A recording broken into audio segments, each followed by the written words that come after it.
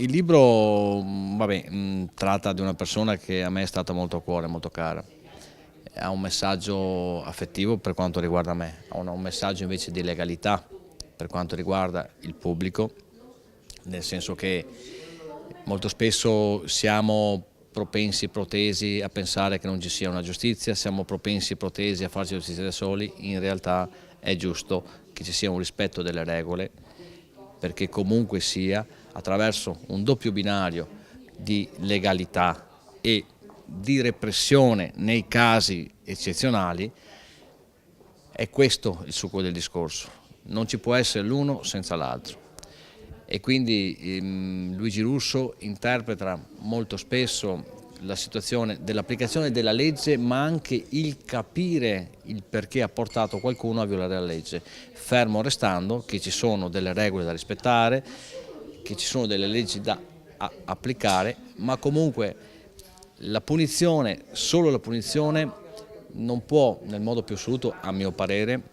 essere un qualche cosa che fa capire alla persona che ha sbagliato. Oltre a questo ci vuole anche un'educazione, che sia un'educazione praticamente che lo porti a non commettere più lo stesso errore. La figura per me di Luigi Russo è stata quella di un padre, come ho detto prima. L'ho conosciuto a 15 anni e un ragazzo di 15 anni non ha la maturità, vede il poliziotto come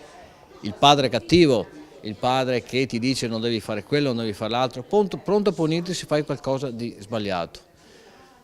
Ed è il compito del poliziotto, ci mancherebbe altro. Però Luigi Russo faceva capire che le cose non devono essere fatte, ma non devono essere fatte non perché la legge non lo vuole, ma perché è il presupposto per crescere in una società, per diventare grandi, avendo rispetto altrui e soprattutto capendo che certi errori poi si pagano. L'occasione di oggi è stata propizia per appunto così raccogliere l'eredità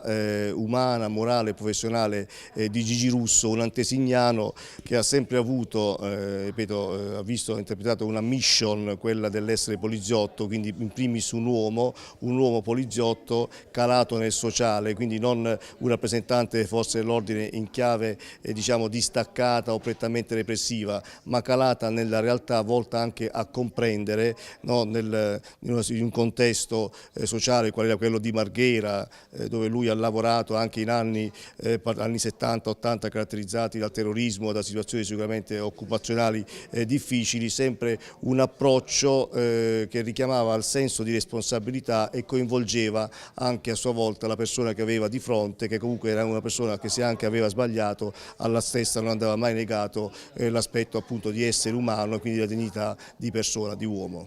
La lettura di questo romanzo mi ha portato ad una riflessione. Sarebbe utile portarlo nelle scuole, soprattutto nei licei, dove i ragazzi possono commentare insieme ai propri docenti, ma anche a forze di polizia con le loro competenze, e trarre vantaggio educativo. Quale? Quello di cominciare a vedere nel poliziotto non il punitore di chi non rispetta le regole, ma anche l'uomo pronto ad accogliere ogni disagio, pronto in ogni situazione di assicurare la incolumità, non quella individuale ma quella della collettività. E parlo della scuola perché è un'agenzia importante di educazione civile e questo porterebbe vantaggio a tutta la comunità.